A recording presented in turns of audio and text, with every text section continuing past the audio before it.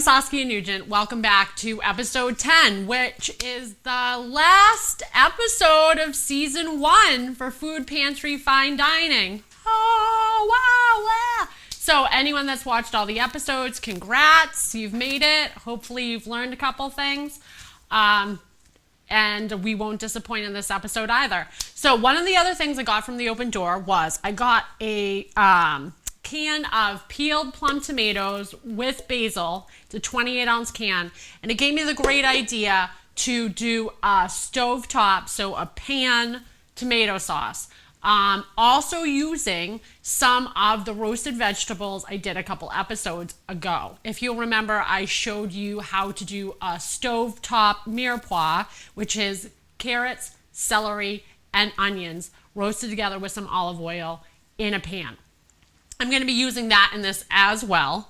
There's a few different ingredients here, but it comes together quickly, and it doesn't actually take very long to make. So what I started with was 2 tablespoons of butter, which I already have in my skillet heating up. So now I'm just going to turn that up a little bit. And because I don't want my butter to burn, I'm going to add a little bit of oil to it. I'm going to say about a tablespoon. We'll say a tablespoon of oil to the butter in the pan. Now at this point, I have the pan on full heat, not high, but full heat. So to this pan, I'm actually going to add 2 cups of the mirepoix that I actually made in episode 7 directly to the pan.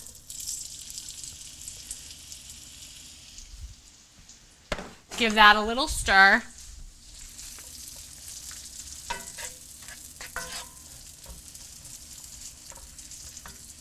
I'm going to let those just heat through just a little bit, just for a minute. To those, I am going to add 1 fresh tomato and half a fresh chopped bell pepper. When I do a stovetop tomato sauce, one of the things I like to do is I like to add fresh tomatoes in with the stewed tomatoes. Just gives it a little bit more of a flavor profile, and it also adds a great texture and lightness to the sauce. So to my mirepoix butter and oil now, I'm going to add 1 chopped tomato, small one, and half of a chopped green bell pepper.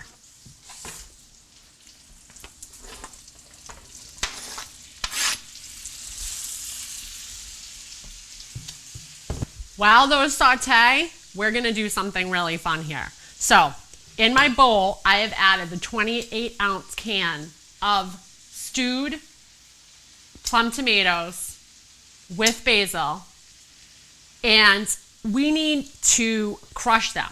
You can do this with either a blender, you can do it in a food processor, you can do it with a metal whip, or you can do it with your hands, which I'm going to do because who doesn't want to put their hands on their food? So I'm going to actually put my hands, which are clean, into the tomatoes, and I'm going to squeeze them and break them up. Now, I feel like my friend Christine is watching me here and getting really happy that I'm physically crushing these tomatoes with my bare hands, just because I feel like it makes it very authentic for me to do this. So I'm going to crush the tomatoes up. They don't need to be perfect. You just want to break them down.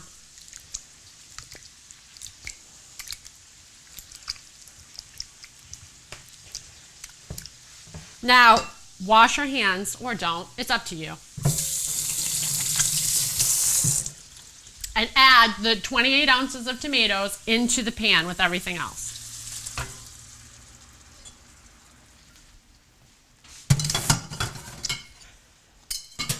Remember, you're going to stir with your wooden spoon so that you do not scratch your cast iron pan. Going to move stuff around a little bit. Make sure the heat is up nice and high because you want this to start to come together.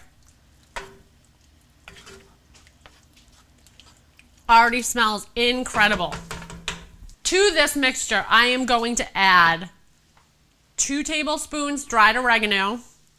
I'm going to add a tablespoon of garlic powder, a teaspoon of crushed fennel seed, and I'm going to add a teaspoon of chili flake.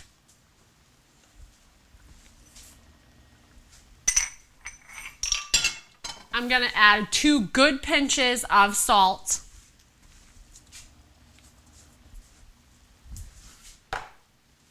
And a little bit of cracked pepper.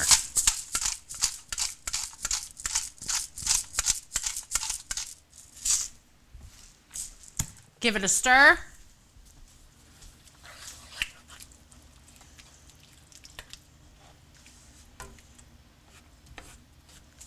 So at this point, you're going to want to let the sauce cook for about 5 to 10 minutes until it comes to a boil.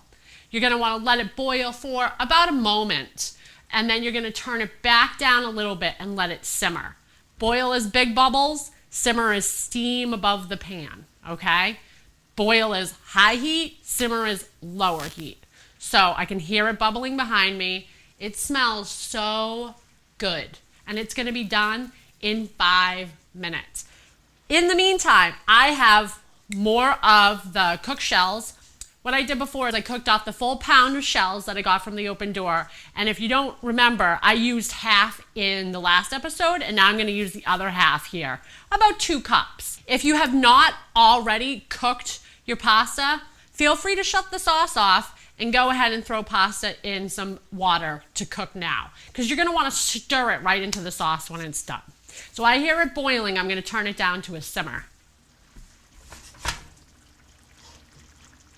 So I'm going to let this simmer for about 10 minutes in the cast iron on the stovetop. So it's been about 10 minutes, letting it simmer on low. What I'm going to do is I'm going to actually bring it back up to a boil. Let it boil for just a moment. And at that point, I'm going to add just a little bit more olive oil directly over the top of the sauce.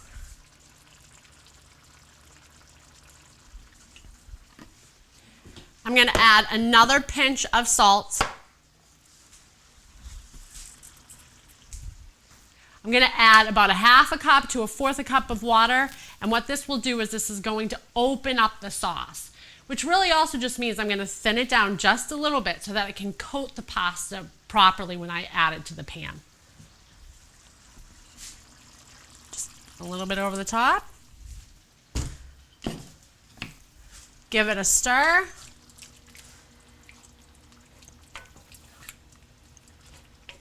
Let it boil for, I don't know, let's give it another minute, and then we're going to add our pasta. Now, we're pretty close to being done. What I've gotten ready is I have some more shaved parm, which I'm going to put over the top. You don't have to use shaved parm if you don't want to. You can use mozzarella, or you can use no cheese at all if you prefer. It's really up to you. Another thing that would be great is some chopped fresh basil if you have it as well. And let's add the pasta in, shall we? You're going to put this right into the sauce. You're going to carefully flip the sauce over the pasta, because if we start swinging it around everywhere, it's just going to flip out of the pan. And we actually want this pasta to cook in the pan for a minute with the sauce. Awesome. Look at that. Oh, smells so good. And look at how fast. That's dinner. That's dinner for 4. If you want to use it as a side, it's dinner for 6. You could serve it on the side of meatloaf. You could serve it on the side of hamburgers. You could serve it on the side of roasted chicken. You could eat it by itself. Here we go. All right, now at this point, we're going to turn the heat off. We're going to take a couple good spoonfuls and add them right to our back into our bowl.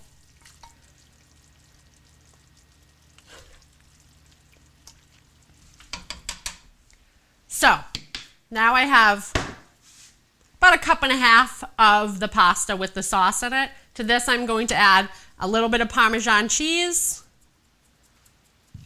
I'm so hungry right now. I cannot wait to taste this. It looks so light and it looks so yummy. And a little bit of cracked pepper. We're done. That's dinner, guys. And that's episode 10. Love you. Donate to the Open Door, foodpantry.org.